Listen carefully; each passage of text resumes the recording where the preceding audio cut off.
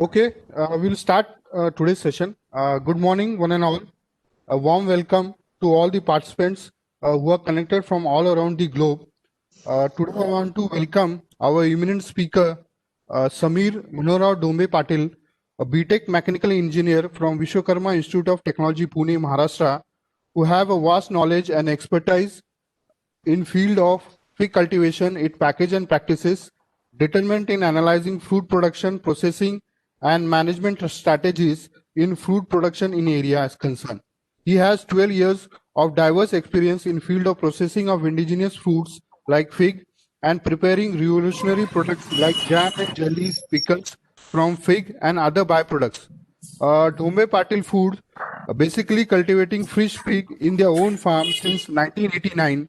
They have developed marketing chain for fresh fig in supermarkets and all the metropolitan cities in India, covering Pune, Mumbai, Bangalore, and Hyderabad. For the last 2 years back, they have started processing a fig indigenous food or fruit to prepare value-added products like jams and jellies. So, with this brief introduction, I want to hand out this session to Mr. Samir Dombe and come up with his unique presentation on food processing management. Yes, sir. सभी किसान भाइयों को मेरा सादर प्रणाम। मेरा नाम जैसे कि सर ने इंट्रोडक्शन करके दिया है, मेरा नाम समीर मोहनराव डोंबे, महाराष्ट्र के पुणे जिले में कोरबा की हमारा गांव है। कोरबा हमारे गांव में अंजीर की खेती होती है, लगभग अराउंड 250 एकर्स, 250 एकड़ में अंजीर हमारे यहाँ पे हमारे गांव में होती है। मेरा बेसिकली बैकग्राउंड इंजीनियरिंग का है, मैं मैकेनिकल इंजीनियरिंग का स्टूडेंट हूँ। 2013 में मैंने इंजीनियरिंग पास आउट किया पुणे के इंस्टीट्यूट ऑफ टेक्नोलॉजी कॉलेज से। मैंने मैकेनिकल की डिग्री ली। उसके बाद लगभग 1.5 साल तक मैंने एक प्राइवेट कंपनी में जॉब किया, पुणे में एक प्राइवेट कंपनी में जॉब किया। तो जॉब करते समय ये ध्यान में आया कि हमारे अभी भी फ्रीडम हमको अभी तक नहीं है। 1947 में हमारा देश आजाद हो गया, लेकिन अभी भी जो एमएनसी कंपनीज है और इनकी जो कंपनीज है वो इंडिया में आती है और हमारे लोग वहाँ पे कंपनी में अलग अलग पोस्ट पे पोजीशन पे काम करते हैं, उनके लिए काम करते हैं, उनके देशों की इकोनॉमी को बढ़ाने के लिए काम करते हैं। तो ये थोड़ा ये सब चीजें समझने के बाद थोड़ा फिर एक बार खेती की तरफ आने का मैंने सोचा, डिसाइड किया। और इंजीनियरिंग तो मैंने 4 साल तक पढ़ा था। इंजीनियरिंग का एजुकेशन मेरा 4 साल का था, लेकिन एग्री खेती का एजुकेशन जो था जो मेरे हमारे फैमिली से मैं लेता था, दादाजी से पिताजी से जो मैंने शिक्षा ले रहा था मैं खेती, वो लगभग 20 सालों से ले रहा था। तो मैंने सोचा कि इंजीनियरिंग क्यों ना हो, इंजीनियरिंग का नॉलेज खेती में अप्लाई करके उसको थोड़ा समृद्ध बनाने के लिए काम करें। इसके लिए मैंने मेरा जॉब छोड़ के एक बार फिर से खेती की तरफ आ गया मैं। और जो हमारा फिग का खेती था, पुराना खेती था, दादाजी के टाइम से जो हमारा अंजीर का खेती सालों से चलता आ रहा था, उसमें कुछ इन्वेंशन लाने का सोचा। तो अंजीर की खेती में मैंने काम शुरू किया। तो शुरू में क्या होता था, वैसे यील्ड तो कम था, मतलब उसका एरिया भी था, फिग का जो एरिया था कम था, वो यील्ड था पर एकड़, वो यील्ड कम था। तो उसके ऊपर पहला फार्मिंग स्टार्ट किया। फार्मिंग में कुछ गुड प्रैक्टिसेस, उसमें रेसिड्यूबिलिटी, ऑर्गेनिक जो खाद है, ऑर्गेनिक ऑर्गेनिज्म से ये सब यूज करके बड़ा फार्मिंग डेवलप किया। उसके बाद क्या होता है, प्रॉब्लम ऐसा है एग्रीकल्चर में, major problem, main root cause of economical जो प्रॉब्लम अभी चल रहा है खेती का, किसानों का, तो उसका रूट कॉज है मार्केटिंग। हम जो कुछ उत्पाद खेत में से ले रहे हैं, जो कुछ हम प्रोडक्शन कर रहे हैं खेत में, जो कुछ हम प्रॉब्लम है, तो उसका सिर्फ प्रोडक्शन ही हम करते हैं। आगे की जो उसकी चीजें है, उसका मार्केटिंग है, उसका ब्रांडिंग है, पैकिंग है, उसका लॉजिस्टिक संभालना है, अलग अलग जोग्राफिकल कंडीशन के हिसाब से इंडिया के हर एक राज्य में या हर एक प्रभाग में अलग अलग फ्रूट एंड वेजिटेबल्स का उत्पादन होता है। वो वहाँ के क्लाइमेटिक कंडीशन की वजह से, जोग्राफिकल कंडीशन की वजह से वो वहाँ का एक मोनोपोली होता है। जैसे कि देवगढ़ का रत्नागिरी का हापुस आता है, तो वहाँ पे उनका एक क्वालिटी, यूनिक क्वालिटी है उनका। तो उस हिसाब से जो क्रॉप इंडिया में अलग अलग जोग्राफिकल स्टेट्स में या अलग अलग प्रभाग में जो उत्पाद होता है, तो उसका यहाँ से थोड़ा दूर जाके मार्केटिंग होना जरूरी है। तो ये खेती में उत्पाद का काम तो अच्छा होगा, प्रोडक्शन का काम तो सालों से अच्छा चलता है, लेकिन आगे के जो काम है उसका मार्केटिंग है, पैकिंग है, ब्रांडिंग है, उसका प्रोसेसिंग है, फिर उसका मार्केटिंग है, लॉजिस्टिक संभालना है, ये सब चीजों पे काम नहीं होता है। तो इसके लिए मैंने अब अंजीर का जो खेती है वो पुणे के सासवड एरिया में, सासवड और हमारे गाँव ये दो चार जगह पे सिर्फ अंजीर का प्रोडक्शन अच्छा होता है। तो बाकी जगह पे थोड़ा अंजीर के लिए थोड़ा हिली एरिया, ऐसा अलग टाइप का, थोड़ा मीडियम टाइप ऑफ सॉइल, ये सब जरूरी चीजें है, तो अच्छा उत्पाद हमारे यहाँ पे होता है। तो उसका मार्केटिंग के लिए थोड़ा मैंने प्रयास करने का सोचा।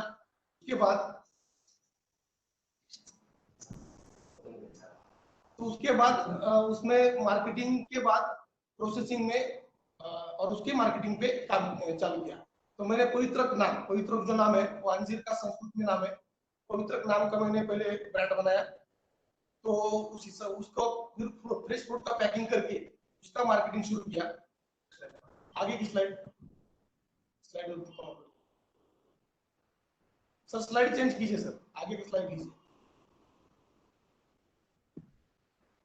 हेलो, हाँ स्लाइड दिसते दूसरी चेंज के लिए। हाँ, चेंज किया तो आगे ऑडियंस को देखने के लिए इजी हो जाएगा। हाँ तो ये जनरली अंजीर जो है फिग है, ये मलबेरी फैमिली से आता है, फाइकस कैरिका फैमिली से बिलोंग करता है। अंजीर का जो मेन कंट्रीज है वो स्पेन, इजिप्ट, ईरान, ये सब कंट्रीज में, गुजरात, तुर्की में, इजिप्ट में अंजीर का मेन प्रोडक्शन होता है। हमारे इंडिया में महाराष्ट्र में मेनली उसका क्रॉप लिया जाता है, उसका फार्मिंग होता है अंजीर का। उसके बाद गुजरात में थोड़ा बहुत, कर्नाटक में, उत्तर प्रदेश में थोड़ा बहुत, तमिलनाडु में ऐसे थोड़ा बहुत उसका प्रोडक्शन होता है। तो पर ईयर, पर एकड़, अगर पर हेक्टर उसका उत्पाद देखा जाए अंजीर का, तो लगभग 10 से 12 टन तक उसका उत्पाद अंजीर का पर हेक्टर होता है। तो जैसे ट्री का मैच्योरिटी बढ़ता है तो उस हिसाब से उसका प्रोडक्शन बढ़ता जाता है।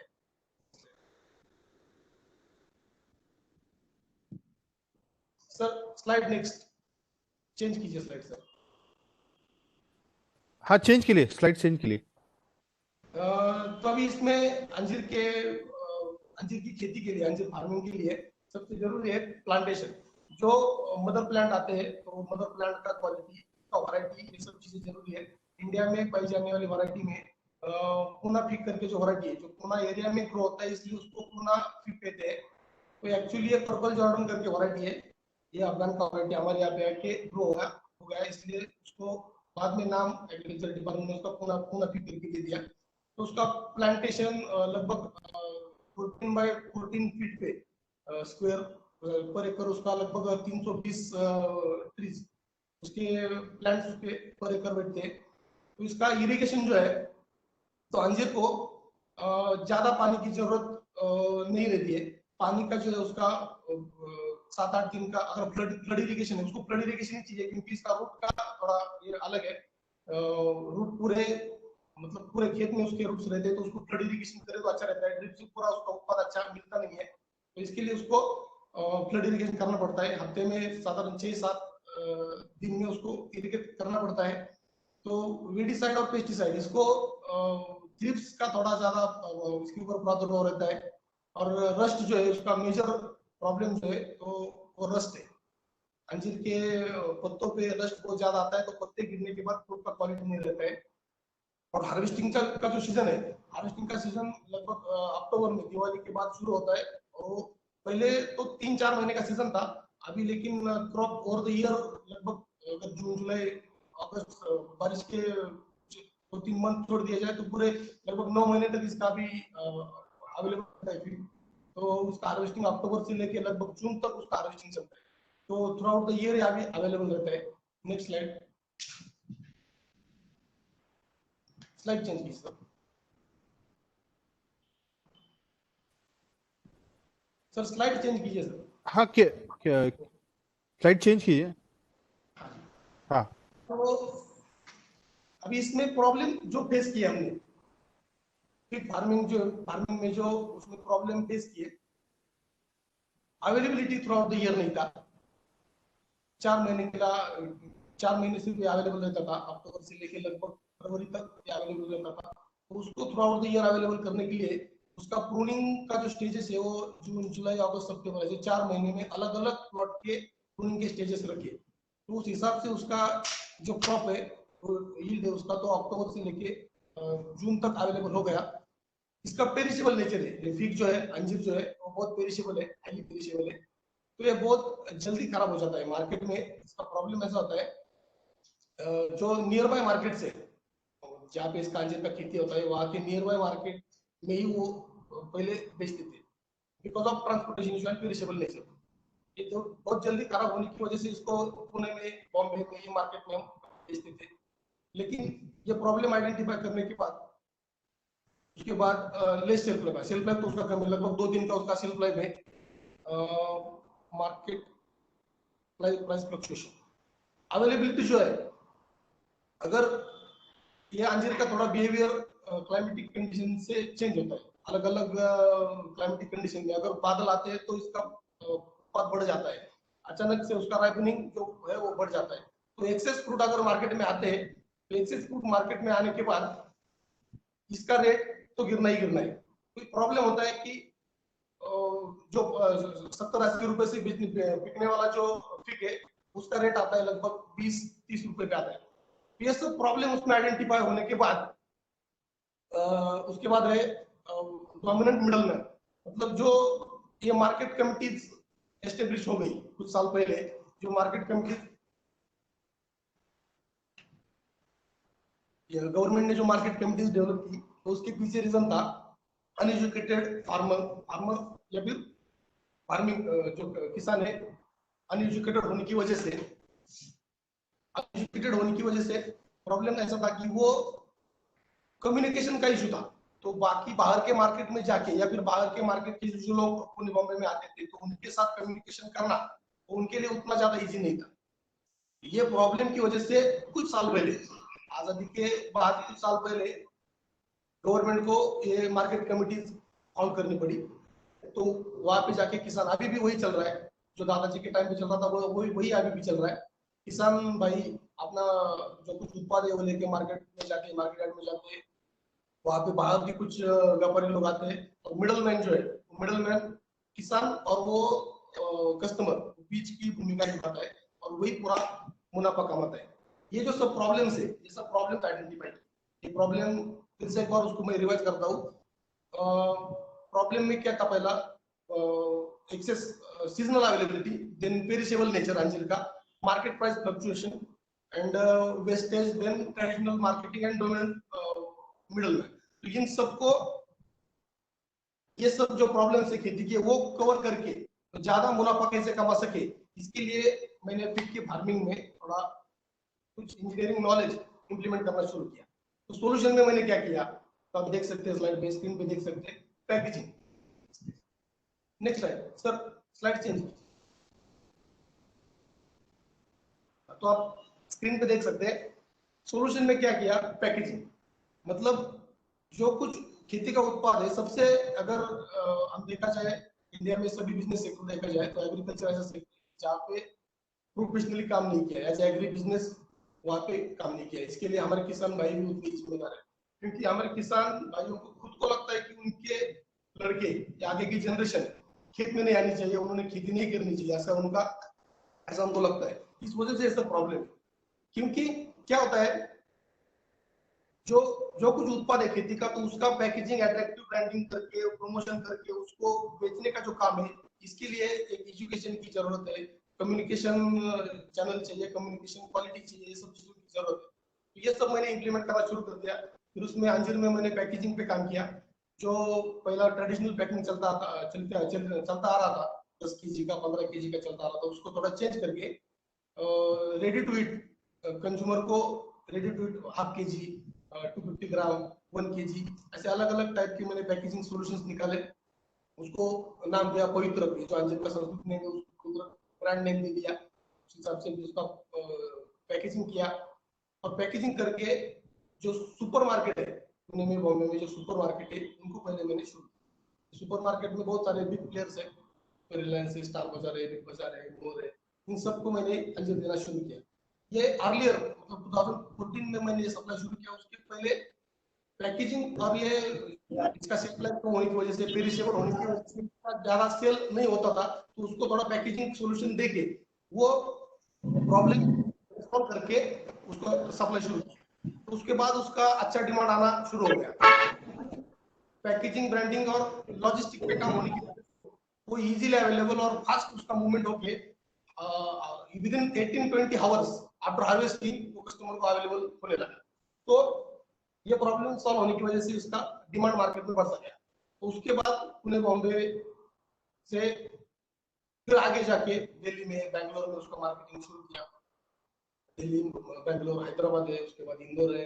इस सब जगह पे बाय एयर, काफी बाय ट्रैवल, बाय रोड से उसका मैंने सप्लाई शुरू किया। और उसका अच्छी खासी रिजल्ट उसमें आना शुरू हुआ। अब इसके आगे जाके जो अब ये बात हो गई, जो फ्रेश फ्रूट है, वेजिटेबल है, उसका मार्केटिंग के बारे में हो गई। इसके आगे जाके जब एक्सेस प्रोडक्शन होता है, अभी समझो बादल के मौसम में अंजीर का ज्यादा राइपनिंग होना, ये नेचुरल थिंग है। तो उसका ओवर क्रॉप अगर मार्केट में आता है, एक्सेस प्रोडक्शन अगर मार्केट में आता है, तो उसके रेट गिर जाते हैं। इसके लिए मैंने प्रोसेसिंग करने का सोचा और मैंने अंजीर की प्रोसेसिंग के बारे में थोड़ा सर्च करके उस पर काम शुरू किया। तो अंजीर का जाम मैंने बनाया। नेक्स्ट स्लाइड, आप स्क्रीन पे देख सकते हैं।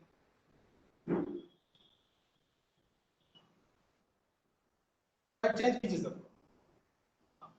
हाँ, चेंज चेंज की सर। हाँ। अंजीर का बाय प्रोडक्ट है। ये 4 फ्लेवर में अंजीर का जाम आता है। बेसिकली अंजीर का जाम है। इसमें जो पहला आपको फोटो दिख रहा है वो अंजीर का जाम है विद हनी मिक्स, उसमें थोड़ा शहद डाल के वो फ्लेवर बनाया है। दूसरा सेकंड दिख रहा है जो ग्रीन कलर में दिख रहा है, वो है fig jam with cardamom flavour. थोड़ा कार्डेमम का जो है वो पाउडर उसमें आता है। थर्ड जो है रेड कलर में दिख रहा है वो है अंजीर का जाम है, केसर, उसमें केसर थोड़ा ऐड करते हैं, केसर फ्लेवर बोल सकते हैं उसको।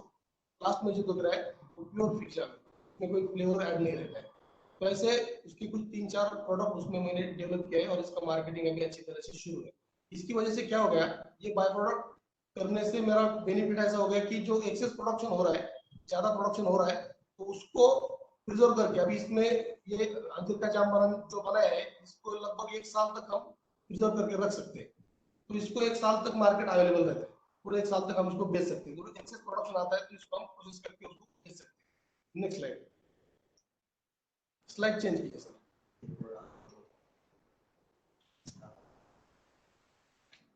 तो आगे जाके ये अंजीर में अंजीर की जेली, फिग बार, फिग केक, फिग वाइन, ये सब आगे जाके इसका डेवलपमेंट होने वाला है। ये अंजीर का जाम, ये आप देख सकते हैं इधर, ये अंजीर का जाम है। ये अंजीर विथ हनी मिक्स, इसको रिसर्च करके, पैकिंग मटेरियल डेवलप करके, ब्रांडिंग करके इसको अभी सुपरमार्केट में और उसके साथ साथ बाकी लोकल मार्केट में भी उसको अभी अवेलेबल कर रहे हैं। Next slide. तो हमारे जो यूनिक पॉइंट जो है, तो अंजीर जाम में, जाम बनाने वाले इंडिया में वैसे बहुत सारी कंपनीज है, किसान, मैप्रो, माला, ये सब चीज, ये सब कंपनीज बिस्कुट जाम बनाती है। लेकिन अंजीर का जाम बनाने वाले we are the first manufacturer of commercial manufacturing of pig jam in India. तो हमने उसके साथ साथ खुद का वेबसाइट बना के ऑनलाइन खुद का मार्केटिंग चेन डेवलप किया है।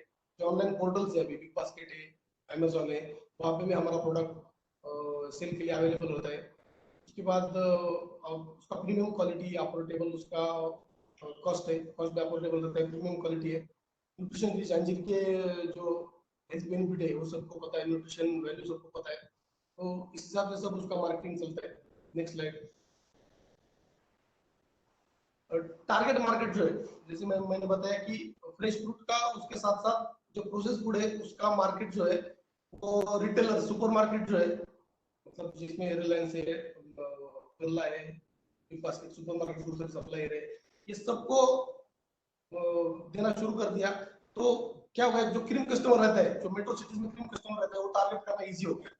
तो उसके हिसाब से अगर ज्यादा मेट्रो सिटीज में अगर थोड़ा क्रीम कस्टमर अगर मिल जाता है, तो ज्यादा ज्यादा का मुनाफा जो है वो हमें मिल सकता है, और हमारी जो इकोनॉमिकल कंडीशन है उसमें सुधार आने के लिए बहुत ज्यादा फायदा हो सकता है। Next slide. प्रमोशनल स्ट्रेटेजीज जो है अभी, तो उसमें कुछ डिजिटल मार्केटिंग हम करते हैं, फेसबुक पे, ट्विटर पे, अपना इंस्टाग्राम पे डिजिटल मार्केटिंग होता है। उसके बाद पैम्पलेट थ्रू पेपर, एग्जीबिशन हम अटेंड करते हैं अलग अलग जगह पे, वहीं से थोड़ा मार्केटिंग होता है। न्यूज़पेपर का एडवर्टाइजिंग रहता है, इस तरह से उसका प्रमोशनल स्ट्रेटेजीज हम। Next slide. कुछ फोटोग्राफ्स है, पैकेजिंग के फोटोग्राफ्स है। सर स्लाइड चेंज कीजिए। ये जो आईसीआर का Indian council of agriculture research का जो अवार्ड हुआ था, जगजीवन राम अभिनव किसान पुरस्कार, तो उसके फोटोग्राफ से, अवार्ड्स की फोटोग्राफ, विद एग्जीबिशन की फोटोग्राफ के साथ पैकेजिंग का काम चल रहा है, जो अंजीर का पैकेजिंग का पैक हाउस पे काम चल रहा है, उसकी फोटोग्राफ से। ये सब चीजें, ये सब चीजों पे मतलब खेती के साथ साथ, फिर फार्मिंग के साथ साथ उसका पैकेजिंग, ब्रांडिंग, प्रोसेसिंग, उसका मार्केटिंग, इन सब चीजों पे हम काम करते आ रहे हैं। अगर किसी के क्वेश्चन है तो प्लीज। हाँ, yes, sir. Thank you. Thank you very much for this enlightening presentation. Sir, one by one, I think near about 6 questions are there. First question is regarding if any indigenous farmer or any concerned upcoming agripreneur want to start this fig cultivation or fig based processing technology, can you come up with some generalized economics regarding plantation? Then what will be the setup in order to come up for this growing for this fig? Sir थोड़ा। हाँ, हाँ sir. मतलब farmers को थोड़ा economics बता सकते हैं क्या कि कैसे ग्रो करना फिग, फिर प्लांटेशन की कॉस्ट क्या रहेगी, फिर वो पैकेज एंड प्रैक्टिसेस की ओवरऑल कॉस्ट क्या रहेगी, मतलब we can say cost of cultivation की इतनी इतनी प्राइस है, उसके बाद इतना प्रोडक्शन आ गया, मार्केटिंग करने के बाद उसको इतना फायदा मिला, तो थोड़ा उसका जनरलाइज इकोनॉमिक्स बताइए सर। ओके। तो फीड का ऐसा है कि उसका प्लांटेशन होने के बाद लगभग 2 साल में उसका प्रोडक्शन शुरू हो सकता है। 6 साल की मैच्योरिटी होने के बाद, अंजीर का ओके पेड़ लगाने के बाद 6 साल की मैच्योरिटी होने के बाद उसका एक्चुअल प्रोडक्शन फुल फ्लेक्स से उसका शुरू होता है। तो लगभग 10 to 12 टन पर एकड़ इसका उत्पाद होता है अंजीर का, after 6 years of plantation. After okay 6 years of plantation उसका मैच्योरिटी फाइनल 5 6 साल होने के बाद 10 से 12 टन तक उसका पर ईयर उसका उत्पाद आता है। मार्केट रेट अगर देखा जाए 50 से 60 रुपीज, अगर एवरेज रेट पकड़ा जाए 60 रुपीज पर केजी, तो लगभग एकड़ का 5 से लेके 6 लाख तक उसका पर एकड़ का उत्पादन हो सकता है। उसका जो खर्चा अगर देखा जाए प्लांटेशन के साथ साथ, अगर लगभग 30 रुपीज का उसका प्लांट रहता है अंजीर का, उसके बाद ड्रिप और बाकी सब जो चीजें रहती है, तो उसके लिए लगभग 50,000 रुपीज पर एकड़ का खर्चा आता है। 2 साल 2 साल के बाद उसका क्रॉप आना शुरू होता है, मतलब क्वांटिटी वॉल्यूम कम रहता है, पर एकड़ लगभग 2 टन 3 टन से उसका स्टार्ट होता है। 5 6 साल बाद वो लगभग 10 12 टन तक जाता है। तो अगर 6 साल के बाद मेन क्रॉप अगर जो आता है उसका सीजन देखा जाए, तो उसका लगभग खर्चा आता है 1 लाख से लेकर 1.5 लाख तक उसका पूरा खर्चा आता है। और उत्पादन देखा जाए तो लगभग 4.5 से 5 लाख तक का पर एकड़ उसका प्रॉफिट हो सकता है, प्रॉफिट नहीं सेल हो सकता है। तो प्रॉफिट का अगर बात करें तो लगभग 3 साढ़े 3 लाख का पर एकड़ उसका मुनाफा किसान लोग कमा सकते हैं। ओके ओके ओके सर, और एक क्वेश्चन मतलब कंसर्न पार्टिसिपेंट से आया कि अ, अगर प्रोडक्शन ज्यादा हो रहा है तो आपने कुछ मतलब ड्राई फिग पे कोई प्रोसेसिंग की है क्या, ऐसे कोई इनोवेटिव प्रोडक्ट बनाया है? ड्राई फिग का ऐसा है सर, अभी ड्राई हाँ। फिग में इंडिया में बहुत कुछ लोग ट्राई कर रहे हैं ड्राई बनाने के लिए, लेकिन प्रॉब्लम उसमें ऐसा है सर, हमारे अंजीर का जो ब्रिक्स है, शुगर जो है वो लगभग 16 to 17% है, वो भी समर सीजन में, अभी नहीं, वो विंटर में तो लगभग 13-14 तक रहता है। 16-17 ब्रिक्स होने की वजह से उसका ड्राइंग जो है वो थोड़ा मुश्किल है, ड्राई होके वो उसका शेल्फ लाइफ नहीं रहता है, खराब जल्दी हो जाता है। अभी जो इंडिया में जितना कुछ अवेलेबल रहता है ड्राई फ्रूट, ड्राई फिग, वो सब इम्पोर्टेड है, तुर्की से आता है, तुर्की, स्पेन, अफगानिस्तान, यहाँ से सब वो इम्पोर्टेड रहता है और वही सब इधर बेचा जाता है। तो हमारा जो वैरायटी है, पूना पिक करके जो वैरायटी है, दूसरा कृष्णाराम करके वैरायटी कर्नाटक में पाया जाता है, तो इनका ब्रिक्स कम होने की वजह से इसको ट्राई नहीं बना सकते, कुछ लोग इसमें ट्राई कर रहे हैं लेकिन उसको सक्सेस नहीं मिल रहा है अभी। तो सैरेलोक नाम का जो वैरायटी है, तुर्की में आता है सैरेलोक, हम्म। वो वैरायटी का लगभग शुगर लेवल है 38%, तो वही ड्राइंग के लिए अच्छा क्वालिटी है, वो पेड़ पे ही सूख जाता है। हमारा इंडियन जो वैरायटी है वो ड्राइंग के लिए उतना ज्यादा अच्छा नहीं है। Sure sure. सर और एक क्वेश्चन है, कंसर्न मतलब मार्केट व्यू, मतलब आपने ये मार्केट व्यू कैसा स्टडी किया फिग के बारे में, और उसका ठीक है प्रोडक्शन ज्यादा हो रहा तो उसका storage logistic point of view आपने कैसे रिसर्च वर्कआउट किया इस पे? अभी देखो, लॉजिस्टिक्स यूज है उसका, लगभग शेल्फ लाइफ है अंजीर का ज्यादा से ज्यादा 3 दिन, हम्म। 60 आवर्स के अंदर अंदर उसको कंज्यूम होना जरूरी है। तो अंजीर का जो मार्केट टारगेट जो है ना, वो हेल्थ कॉन्शियस जो पीपल है, मेट्रो सिटीज में जो हेल्थ कॉन्शियस सिटीजन है, तो हम्म। उनमें अंजीर का ज्यादा अवेयरनेस है, ये थोड़ा फाइबरस है अंजीर, थोड़ा nutrition है उसमें, आयरन ज्यादा है, कैल्शियम ज्यादा मिलता है अंजीर से, पोटेशियम ज्यादा मिलता है, विटामिन ए, विटामिन ई, ये सब चीजें जो जो लोगों को मालूम है, तो वो अंजीर का consumption day to day life वो ज्यादा करते हैं, तो वो अपना प्रोडक्ट अंजीर पहुंचाना चाहिए। इसके लिए प्रॉब्लम आ रहा है, हाँ, एक दो मिनट रुको। इसके लिए जो मेट्रो सिटीज में जो सुपर मार्केट है, तो सुपर हम्म। मार्केट में उसका सेल शुरू किया। और लॉजिस्टिक पे अगर देखा जाए तो बाई ईयर उसको हम दिल्ली में या फिर बैंगलोर में बाई ईयर बेच के, और थोड़ा ट्रांसपोर्टेशन टाइम कम करके कस्टमर तक हम वहाँ पे अवेलेबल करके देते हैं स्टोर। Sure sure. और एक क्वेश्चन है सर पार्टिसिपेंट्स का कि अभी ये जो तो कोविड कंडीशन थी, लगभग मार्च से जो लॉकडाउन था, तो उस सिनारियो में आपने जो डायरेक्ट मार्केटिंग कह रहे हैं कि आप डायरेक्ट मार्केटिंग स्ट्रेटेजी आपने पुट फोर्थ की थी फिग का मार्केटिंग करने के लिए, तो उसके बारे में थोड़ा हाईलाइट कीजिए, इनलाइट कीजिए थोड़ा। 2014 से हमने जैसे मार्केटिंग शुरू किया अंजीर का, तो पैकेजिंग ब्रांडिंग पे हमारे कॉन्टेक्ट नंबर्स और एड्रेस सब रहता था।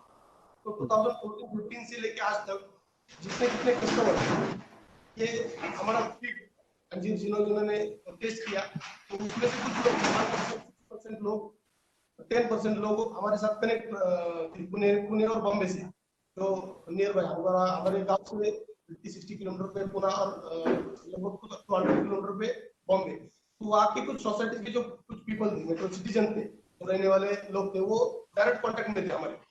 तो लॉकडाउन में क्या हो गया, सब स्टोर्स बंद हो गए, ऑनलाइन जो स्ट्रीम्स थे, ऑनलाइन मार्केट शुरू था, लेकिन जो स्टोर्स थे, जो मॉल्स थे, वो सब बंद थे। तो वो टाइम पे ये सब कांटेक्ट, ये जो लोग हमारे पुराने कस्टमर थे, उनको कांटेक्ट करके उनकी पूरी सोसाइटी में उसका एडवर्टाइज करके व्हाट्सएप वो पूरा मार्केटिंग करके उनकी सोसाइटी की बल्क में ऑर्डर लेके लॉकडाउन में पूरा उनको वहाँ पे होम डिलीवरी देके पूरा माल वहाँ पे सेल कर दिया। लगभग 12-13 लाख का माल लॉकडाउन के पीरियड में हमने वहाँ पे डायरेक्ट कस्टमर को सेल। Okay okay.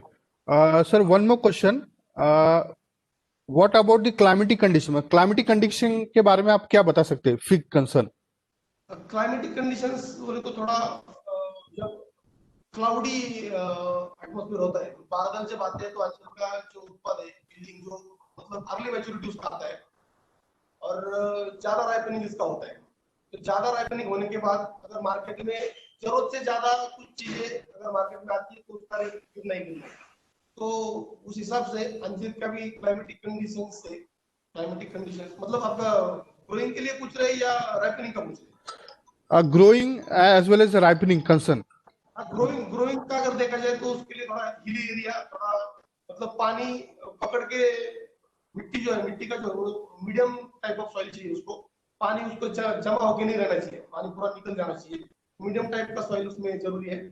और थोड़ा हिली एरिया में थोड़ा वो तो moisture and all the heat and वो जो सब चीजें हैं, तो उसके लिए ज्यादा वो पोषक रहती है। और क्लाइमेटिक कंडीशन, राइपनिंग के बारे में देखा जाए तो क्लाउडी कंडीशन में वो ज्यादा कहीं लाता है, राइपनिंग ज्यादा होता है, तो थोड़ा बाकी रेट के वगैरह प्रॉब्लम होते रहते हैं। श्योर। और एक क्वेश्चन है कि अभी आपने बताया कि फिग के आपने पिकल बनाया उसका, फिर बाद में जैम जेली बनाया। जो आपका आगे का सिनारियो है वाइन बनाने का, तो उसके बारे में थोड़ा बता सकते हैं? तो अभी फिलहाल तो अंजीर का जाम कमर्शियल प्रोडक्शन हो गया, उसका भी सेल भी चल रही है, मार्केटिंग उसका शुरू है। इसके बाद अंजीर जेली का पैकेजिंग मटेरियल डेवलप कर रहे हैं। अंजीर फिग केक आ रहा है, fig bar and fig wine, ये सब बाय प्रोडक्ट उसके आगे जाके आ रहे हैं। फिग वाइन का अंडर प्रोसेस काम चल रहा है, तो वाइन के लिए भी अच्छा मार्केट मिलेगा, ऐसा थोड़ा लग रहा है, क्योंकि अंजीर का वाइन अवेलेबल मार्केट में नहीं है, नहीं तो है। उसका थोड़ा मोनोपोली हो जाएगा, तो उसको थोड़ा काम चालू है।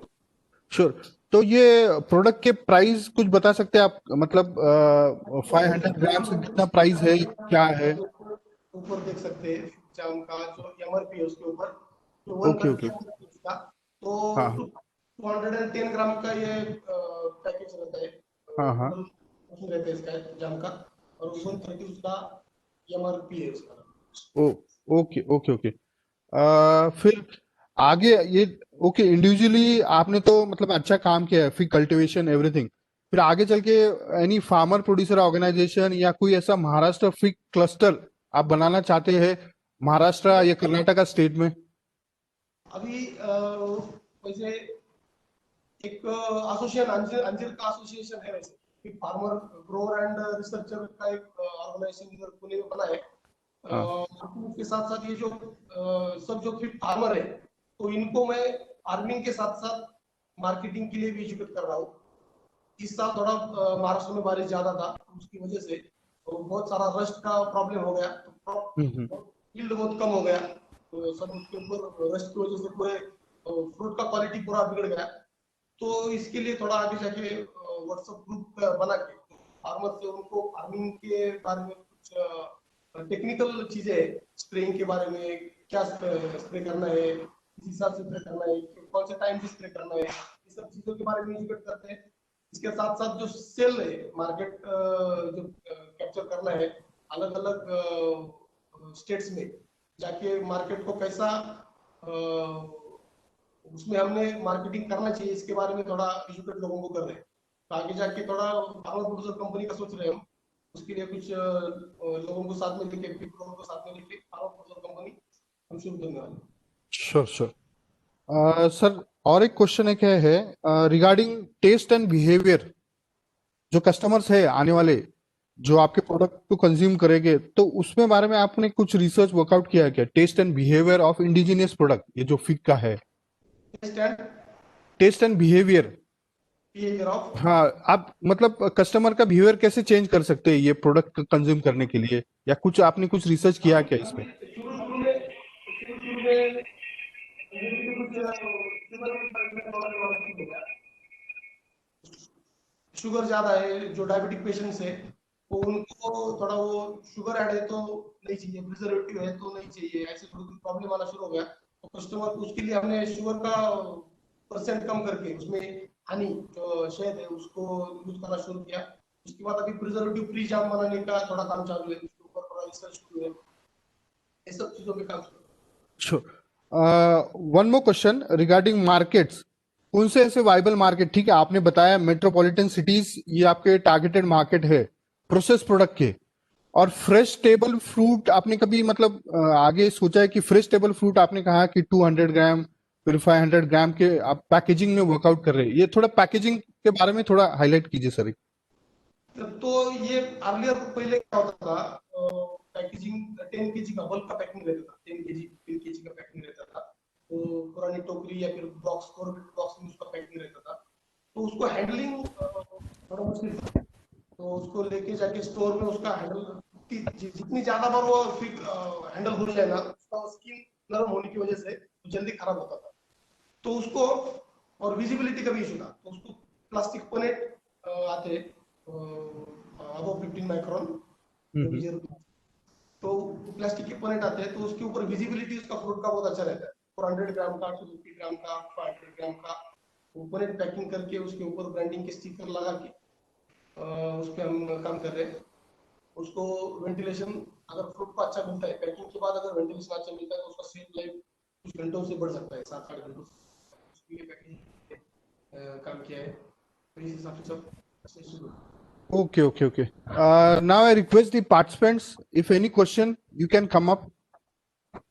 I request the participants, if any question, you can ask directly to our eminent speaker. Hello, participants, please raise your question.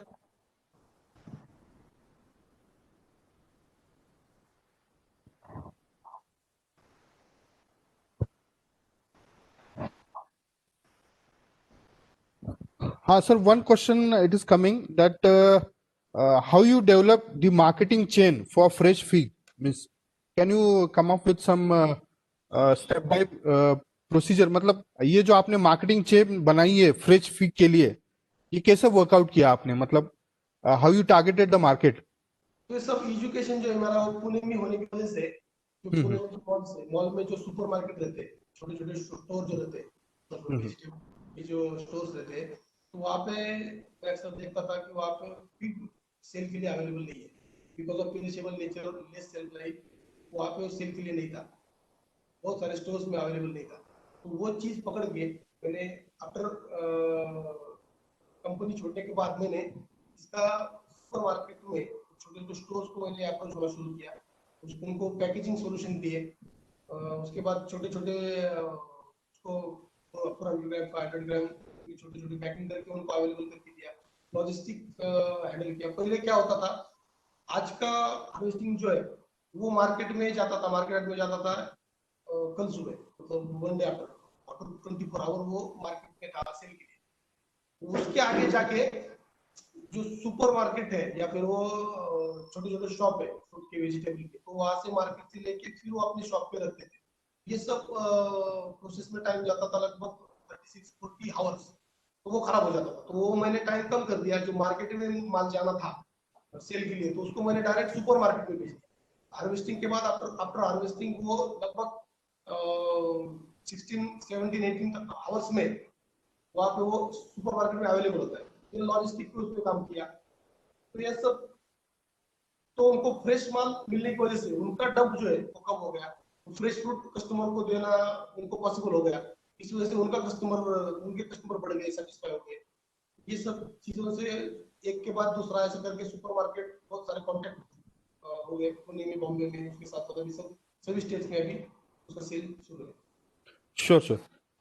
Sir one last question, ये ठीक है, you have workout very well in the field of fig and cultivation, तो आने वाले जो upcoming एग्रीप्रेन्योर्स है या जो इस फील्ड में काम करना चाहते हैं, तो उनके लिए आप क्या एडवाइजरी वर्कआउट कर सकते हैं थोड़े? तो सबसे पहले जो किसान के आगे की जनरेशन, किसान के जो लड़के हैं या बेटियां हैं, तो इन्होंने सब ने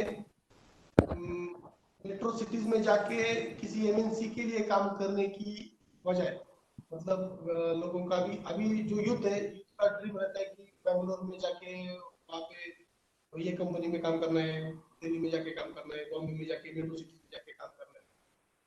तो मुझे लगता है जो फार्मर फैमिली से बिलोंग करते हैं, उन्होंने जो कुछ शिक्षा ली है, उनके एजुकेशन का अगर वो हमारे खेती के लिए यूज करे, उसको खेती में कुछ इन्वेंशन करने के लिए अगर वो उनका एजुकेशन काम आता है, तो ये खेती के लिए आगे जाके बहुत मतलब ये पूरा जो सिस्टम है इकोनॉमिकल, जो पूरा प्रॉब्लम चल रहा है खेती का, वो सब चेंज होने में उसमें उसकी मदद हो सकती है।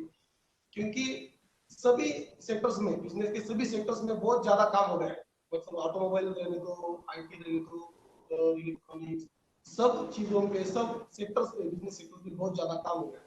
क्योंकि जितने कुछ पढ़े लिखे लोग हैं वो सब वहां पे जाके काम कर रहे हैं। एजुकेटेड लोग वो सेक्टर के लिए काम कर रहे हैं, मतलब ऑटोमोबाइल रहने दो, इलेक्ट्रॉनिक रहने दो, कंप्यूटर, आईटी, डिजिटल मार्केटिंग, ये सब चीजों के लिए एजुकेटेड लोग काम कर रहे हैं।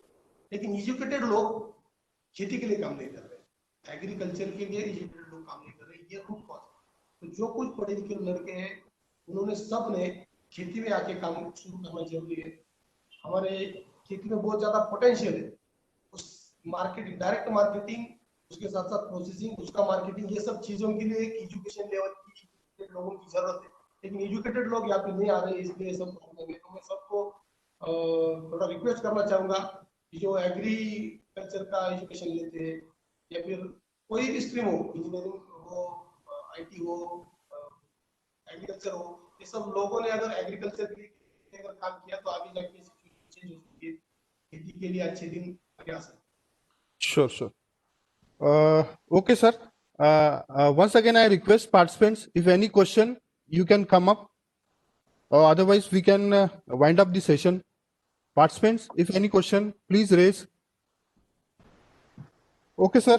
I think it was very enlightening session concerned with the fig as well as indigenous fruit crop. You have come up with a very versatile manner of marketing chain for this fresh fig, dealing with supermarkets in metro cities like Pune, Mumbai, Bangalore, and Hyderabad. You talked about the package and practices of fig, talking about its pruning stages, plantation, cost and economics, irrigation point. Then you highlighted the taste and behavior, upcoming import and export activities dealing with fig, market scenario, and very pinpoint, you highlighted the logistic scenario in this fig cultivation also. You talked about the COVID condition, how you come up with the marketing strategy by following the direct marketing. And you talked about the byproduct which you have developed starting from jam, jellies, and the upcoming future view of fig wine. So on behalf of CCS Niyam Jaipur, I like to thank one and all the participants and as well as our Indian speaker for this very versatile presentation. Thank you. Thank you very much. And have a good day.